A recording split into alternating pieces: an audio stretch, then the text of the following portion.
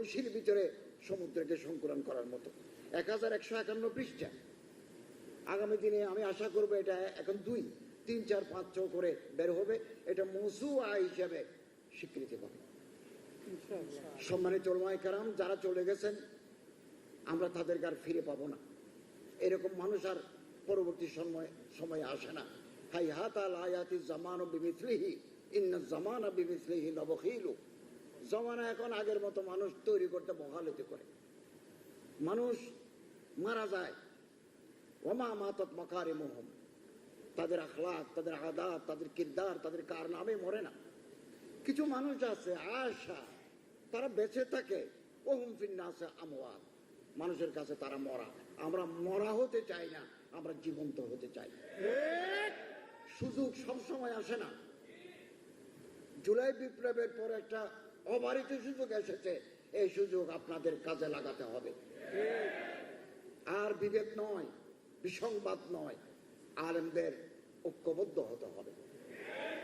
আমি বাংলাদেশ সরকারের 22 জন উপদেষ্টার মধ্যে একজন। তো আমি তো গরম পানি ডেক্সির ভিতরে পড়ে গেছি, আমার ডানে বামে তো কেউ নাই সরকার পরিচালনায়। আরো মানুষ পাঠাতে হবে গভর্নমেন্ট পরিচালনার ক্ষেত্রে, অ্যাডমিনিস্ট্রেশনে দিতে হবে, বিচার ব্যবস্থায় দিতে হবে, পুলিশিং ভিতরে দিতে হবে, ল এনফোর্সিং এজেন্সির ভিতরে লোক ঢুকাতে হবে, পার্লামেন্টে লোক পাঠাতে হবে। তখন আমরা এই দেশে কোরআন হাদিসের আদর্শ বাস্তবায়ন করতে পারব। কেবল গরম গরম বক্তৃতা করলাম, স্লোগান দিলাম, it is not sufficient enough for the movement. এটা কোনোদিন গরম বক্তৃতা তারা কিছু হবে না। পরিকল্পনা নেন, মনসুবা করেন। সুযোগ সব সময় আসে না, সুযোগ এক সময় হাতছাড়া হয়ে যাবে। একবার সুযোগ আসতে 18 বছর লাগে। অতএব আর আমার দেশে আমরা আমাদের সংস্কৃতি, আমরা আমাদের কালচার, আমাদের তাহজিব তমদ্দুনের ভিত্তিতে আইন প্রণীত হবে। এই জন্য পার্লামেন্টে যারা যাবেন তারা হচ্ছে লেজিসলেটিভের অংশ, ল মেকার।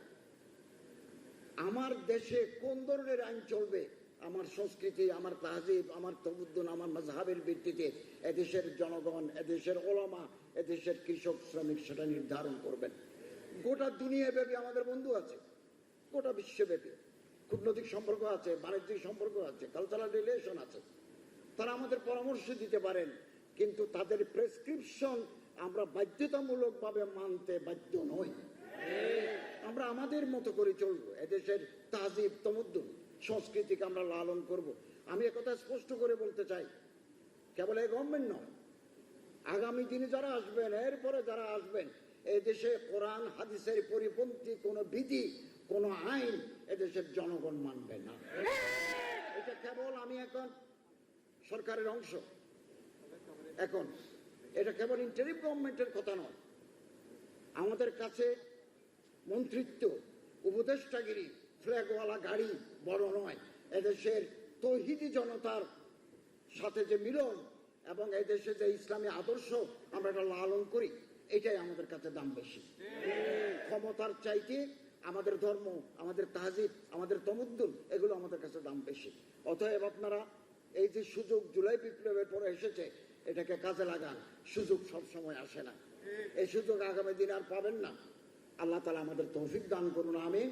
মোল্লা খালেদ সাইফুল্লাহ আইয়ুবী সহ হযরত উলামায়ে কেরাম এই যে বই পুস্তক, এই 2 খণ্ডের যে মেহনত করেছেন, আগামী সংখ্যা সেকেন্ড এডিশন করার সময় আপনারা আরো আলেমদেরকে সংযুক্ত করবেন, রেফারেন্স দিবেন। কিছু কিছু আলেমদের জীবন একেবারে সংক্ষিপ্ত হয়েছে, এটা একটু বড় করবেন। আর যারা এখন আনএক্সপ্লোর্ড, এখনো আসে নাই, তাদেরকে যুক্ত করবেন। এটা বাংলাদেশের ইতিহাসে আমি আশা করি খালেদ সাইফুল্লাহ আইয়ুবী সাহেবের মাধ্যমে একটা মহৎ কাজ হবে। এটা আমাদের আই ওপেনার, সারা পৃথিবীর চোখ খুলে